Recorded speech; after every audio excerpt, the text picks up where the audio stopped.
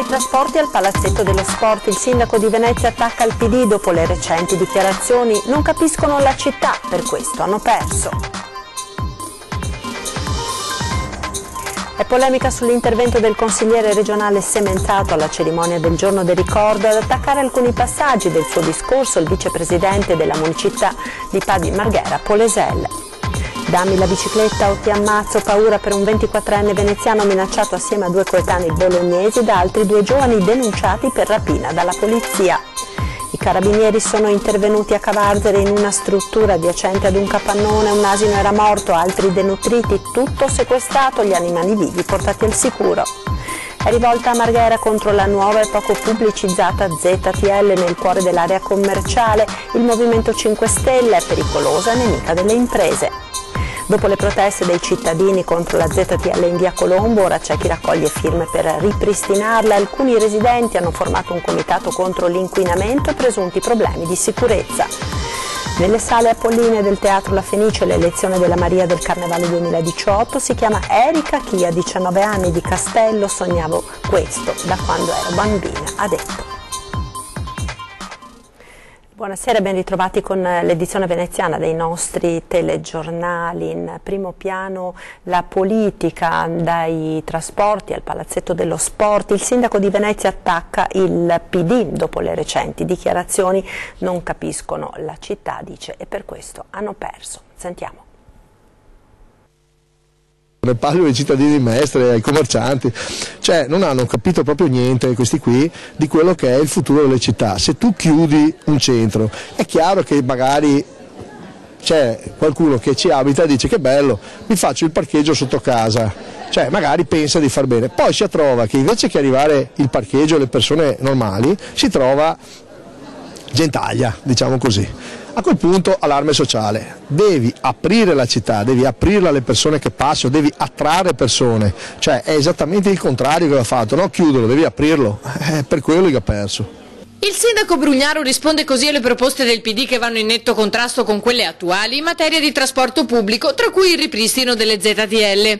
Ma questa è anche l'occasione per il primo cittadino di togliersi qualche sassolino dalla scarpa dopo il Consiglio Comunale infuocato sulla proposta del nuovo palazzetto dello sport ai Pili che il PD ha fortemente contrastato. La cosa strana che veramente dico è che questi non hanno capito niente di cosa dicono le persone, i cittadini.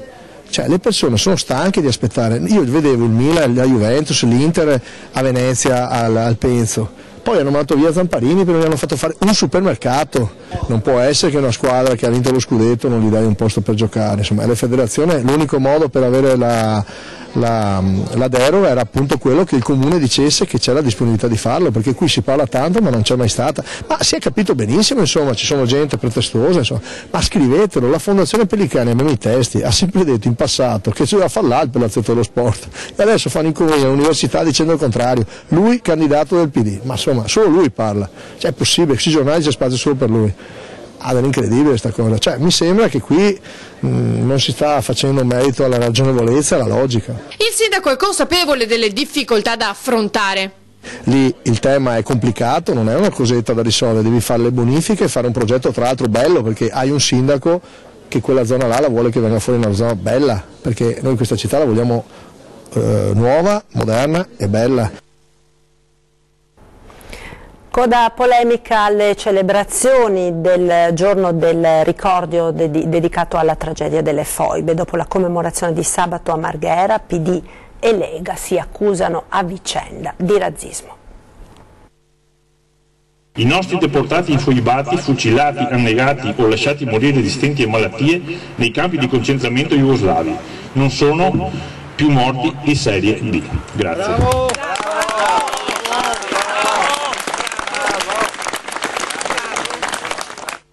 È polemica sull'intervento del consigliere regionale Alberto Semenzato alla cerimonia del giorno del ricordo di sabato scorso. Ad attaccare alcuni passaggi del discorso il vicepresidente della municipalità di Marghera Bruno Polesel. La sinistra, aveva detto Semenzato, almeno quella comunista, è l'ultima a poter dare lezioni di umanità sull'accoglienza ai profughi, visti i crimini di cui si è resa responsabile. Atrocità, accusa l'esponente del PD, descritte dal leghista con dovizie di particolari, nonostante la presenza di bambini alla commemorazione. Ma quel che è più grave è l'interpretazione politica di quei fatti che proprio la sinistra a Marghera ha sempre commemorato, collaborando con le associazioni degli esuli. Oggi in Italia, insomma, lo sappiamo tutti, sta crescendo, insomma, un vento molto preoccupante di uno spostamento, come si può dire, non dico a destra del paese, ma addirittura oltre da questo punto di vista, in cui si accentra tutto sui problemi di accoglienza, di razzismo e anche qualche rigurgito neofascista. Ecco, per questo è stato inopportuno, perché sta cavalcando proprio sto vento. Poleselle chiede all'associazione Venezia Giulia e Dalmazia, che da anni collabora con Comune e Municipalità per organizzare la commemorazione, di dissociarsi dalle parole di Semenzato. L'aspetto che anche mi ha un po' in qualche modo, non dico preoccupato, ma mortificato, è che è stato anche applaudito. Restituisco al mittente l'accusa di razzismo, ribatte Semenzato, accompagnata da una querela che inoltrerà oggi stesso. Quanto alle foibe ho solo ricordato una verità storica. Io penso che la sinistra non abbia preso alcuna distanza da questo, anzi abbiamo visto le manifestazioni che si sono svolte nel territorio in questi giorni, tra le altre anche a Macerata, che slogan venivano gridati appunto, io penso che la sinistra non abbia preso assolutamente le distanze da questo. Minacciato di morte per una bicicletta, paura per un 24enne veneziano, vittima assieme a 2 coetanei bolognesi dell'aggressione di altri 2 giovani del capoluogo emiliano di 24 e 34 anni denunciati dalla polizia per rapina. Il veneziano e gli amici si trovavano ieri sera in pieno centro di Bologna quando da un locale sono usciti 2 giovani che li hanno avvicinati con la richiesta in tono minaccioso di 15 euro necessari per saldare il conto al ristorante. A rifiuto sono cominciate le minacce di morte con frasi come "vi posso anche uccidere, tanto non mi cambia nulla", cui è seguita la rapina non dei soldi ma della bicicletta di uno degli studenti. Gli aggressori, entrambi con vari precedenti di polizia, sono stati rintracciati poco dopo dove stavano importunando altri passanti. Ha messo a segno 2 rapine a mano armata in poche ore a Padova, ma è responsabile anche di altri 2 colpi nel veneziano. Grazie alla collaborazione dei cittadini, i carabinieri hanno arrestato un pregiudicato di origine croata. I carabinieri lo definiscono un pericoloso rapinatore. Ora per lui si sono aperte le porte del carcere 2 palazzi dopo una doppia rapina messa a segno a Padova nel giro di poche ore. Le immagini della videosorveglianza lo riprendono durante la rapina ad un negozio in via Tommaseo. Poco dopo, sempre armato di un coltello a serramanico, l'uomo, un 41enne croato senza fissa dimora, aggredisce e rapina una donna in via Vicenza facendosi consegnare la borsa e un cellulare. Importantissima qui la prontezza di un passante che prima chiama il 112 e poi insieme alla donna insegue il rapinatore. Sul posto arrivano anche i carabinieri. Lo raggiungono e riescono a bloccarlo, rinvenendo indosso all'uomo l'arre furtiva che lo stesso aveva poco prima sottratto alla donna. Gli uomini del nucleo radiomobile hanno messo in correlazione la rapina di via Vicenza con il colpo che poco prima era stato messo a segno nel negozio di via Tommaseo. Si è risaliti all'esercente che ha riconosciuto il malfattore sporgendo quindi denuncia per la rapina precedente. L'uomo quindi è stato arrestato per entrambi i fatti criminali che aveva perpetrato quel giorno. Un rapinatore pericoloso, non nuovo ad imprese del genere. Aveva dei precedenti specifici ed era anche destinatario di un ordine di cattura perché aveva consumato rapine nel 2005 in provincia di Venezia, 2 rapine. L'autobus di linea esce di strada e colpisce la base del palo della segnaletica stradale che cade sulla carreggiata. Paura stamane alle 6:30 in via Trentino a Liettoli di Campolongo Maggiore. Per cause ancora al vaglio dei carabinieri intervenuti sul posto, un pullman CTV della linea 58 ha riportato pesanti danni e 2 persone sono state soccorse dai sanitari del 118 e trasportate in ospedale per ulteriori accertamenti.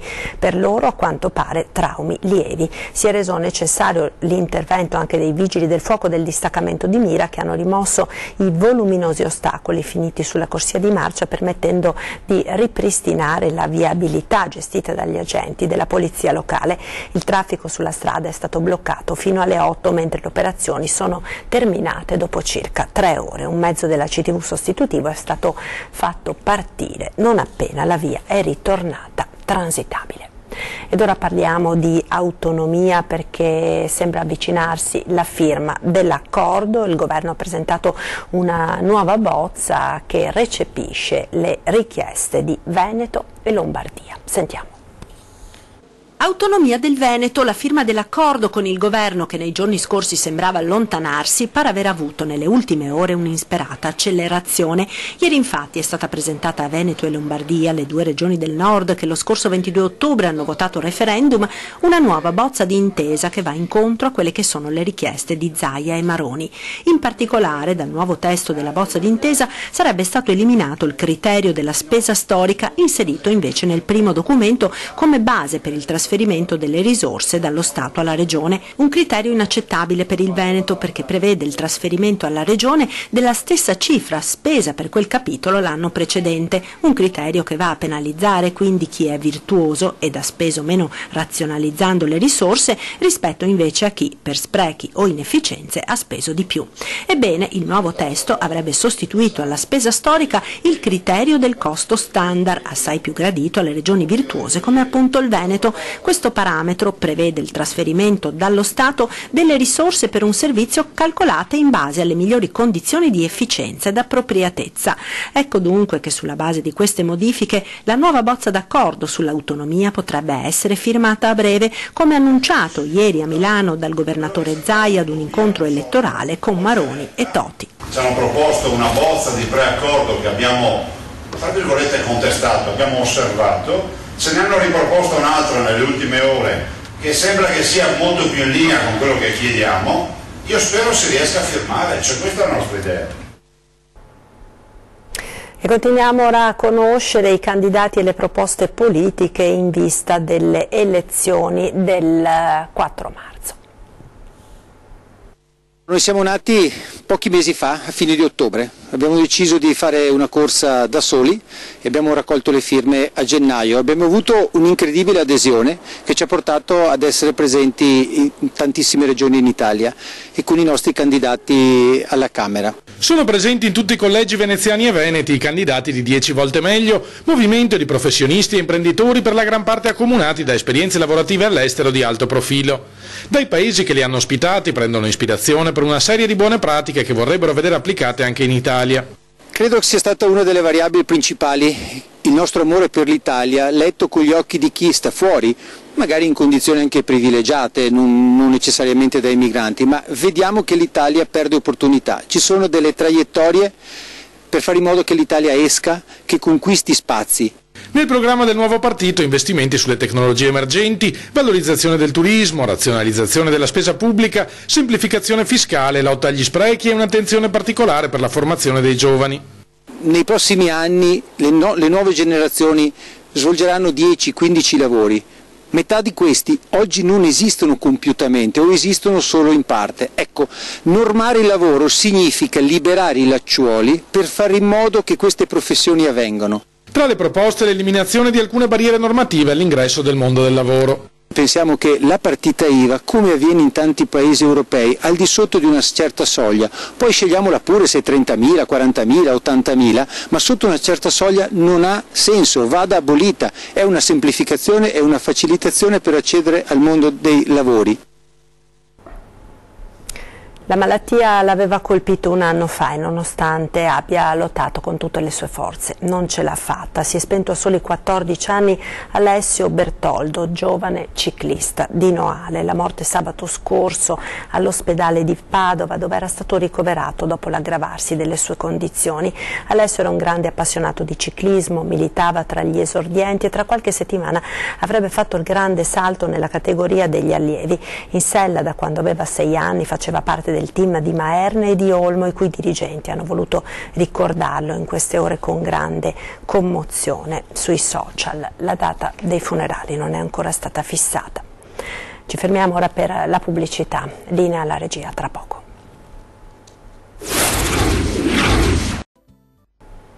E rieccoci in studio con l'edizione veneziana dei nostri telegiornali. Andiamo ora a Marghera, dove è polemica per la nuova ZTL realizzata nel pieno dell'area commerciale. Il segnale è comparso all'improvviso in via del Lavoratore, all'interno dell'area commerciale di Marghera. Per chi riesce a leggerlo, nonostante la grafica a dir poco confusa, sancisce il divieto di transito per i tir da più di 3,5 tonnellate. Il Comune ha attuato un'ordinanza che risale al 2011, cioè i tecnici comunali, che tanti dovrebbero essere presi per le orecchie, hanno attuato questa ordinanza che risale a 7 anni fa. Trovandosi immediatamente dopo una svolta e senza percorsi alternativi per evitare di passare sotto l'occhio delle telecamere già installate, l'unico modo di evitare il varco sarebbe un'improvvisa inversione di marcia. Manovra pericolosissima in corrispondenza di una curva a gomito in una via piuttosto trafficata. Ma i problemi non finiscono qui, almeno per chi opera con la sua azienda all'interno non di un centro storico ma di un'area commerciale e riceve quotidianamente merci dai fornitori. Ci siamo trovati questa sorpresa e non ne siamo stati assolutamente contenti, anche perché siamo l'unica azienda che si ritrova inserita all'interno della ZTL VAM, 2 cancelli che sono gli unici 2 cancelli carrabili che abbiamo per far passare i camion. La titolare della ditta ha contattato il responsabile comunale della mobilità e l'assessore alla viabilità Renato Boraso, che le avrebbero informalmente assicurato che si è trattato di un errore. Il comune sarebbe quindi già alla ricerca di una soluzione al pasticcio, ma dal Movimento 5 Stelle chiedono risposte ufficiali e immediate. Siamo nel cuore di Marghera, sono tutte piccole attività artigianali e industriali e quindi vanno tutelate e vanno salvaguardate. Non si deve bussare alla loro porta solo per le imposte e le tasse, ma anche per chiedere sinceramente di che cosa hanno bisogno. Sicuramente non hanno bisogno di una telecamera. E se a Marghera c'è chi protesta per una ZTL, a Mestre c'è chi invece ne rimpiange un'altra. Dopo anni di proteste cittadine contro la ZTL in via Colombo e la promessa elettorale di eliminarla mantenuta dal sindaco Brugnaro, adesso c'è chi raccoglie firme per ripristinarla.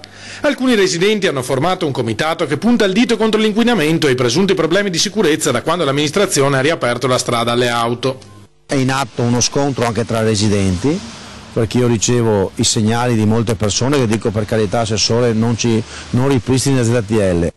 Ciò detto, noi dobbiamo contemplare le esigenze di tutti, risponde l'assessore alla mobilità Renato Boraso. Il problema dell'intasamento di via Colombo esiste, ma la soluzione anche, solo che gli automobilisti non la conoscono. Ci sono molti cittadini che continuano, secondo me, non so se amano stare in coda, li vedo anche al terraglio sinceramente, in coda 40-50 minuti, un'ora, quando se prendessero la 27 potrebbero uscire, stiamo quasi meditando di fare un volantinaggio, perché secondo me ci sono molti cittadini che non sanno che c'è la Ballenari bis e che puoi evitare la coda di via Colombo prendendo 300 metri prima dalla Sansovino e dalla Vespucci la Ballenari. Stiamo comunque effettuando un monitoraggio e dedicheremo al tema una commissione, annuncia Boraso, analizzeremo con cura la situazione e poi decideremo. La verità è una sola in questo momento, esiste una delibera che ha aperto le ZTL fino al 31 dicembre 2018, avremo alcuni mesi per fare le valutazioni. Un asino morto e 3 in gravi condizioni a causa di maltrattamenti e condizioni igieniche precarie, quanto hanno trovato i carabinieri del gruppo forestale di Venezia in un recinto attiguo ad un capannone della zona industriale di Cavarzere. Dopo la segnalazione di un residente, i carabinieri si sono recati sul posto e vista la situazione di degrado confermata anche dai veterinari, i carabinieri hanno sequestrato la struttura e messo in sicurezza gli animali, mentre l'esemplare deceduto è stato posto sotto sequestro per ulteriori accertamenti. Ora l'attenzione si sposta sulle indagini per individuare i responsabili del maltrattamento. Martedì grasso, ultimo giorno di Carnevale, ieri sera al Teatro La Fenice di Venezia l'elezione della Maria del Carnevale 2018, incoronata questo pomeriggio in piazza San Marco a Venezia. Conosciamola. È un'emozione troppo forte, non so nemmeno io cosa dire in questo momento. Devo ancora metabolizzare la cosa. Eccola, la nuova Maria del Carnevale, a pochi minuti dalla sua elezione ieri sera al Teatro La Fenice. Dopo 10 giorni di sfilate, lezioni di portamento e iniziative di solidarietà, Erika Chia, 19enne di Castello, ha vinto il concorso più ambito del Carnevale, un sogno che per lei si corona. Io fin da quando sono piccola desideravo partecipare, insomma le Marie partivano da San Pietro di Castello, quindi le ho sempre viste e quindi da quel momento lì dicevo chissà, quando avrò 18 anni mi iscriverò, e così è stata una grande vittoria solo essere qui e vivere queste bellissime esperienze. Erika ha conquistato la giuria con il sorriso, la spontaneità e naturalmente la sua bellezza. Studentessa di economia aziendale a Padova, raccoglie il testimone dell'Angelo 2018, Elisa Costantini, e di una cosa è certa, non lascerà la sua amata città. Venezia è la mia città, Venezia è la città che amo, Venezia io voglio vivere qui e cercherò di rispettarla in tutti i modi.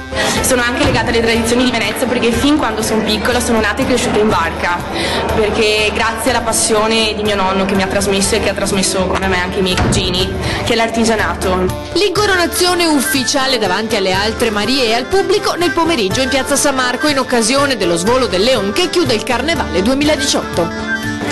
Grazie a tutti! E siamo al termine di questa edizione, torna fra poco, subito dopo i TG 20:10, ospiti in studio di Ferdinando Avarino, questa sera Raffaele Barato di Forza Italia e Stefano D'Intino Sante della Sinistra Rivoluzionaria. In chiusura, come sempre, uno sguardo alle previsioni del tempo per la giornata di domani. Arrivederci.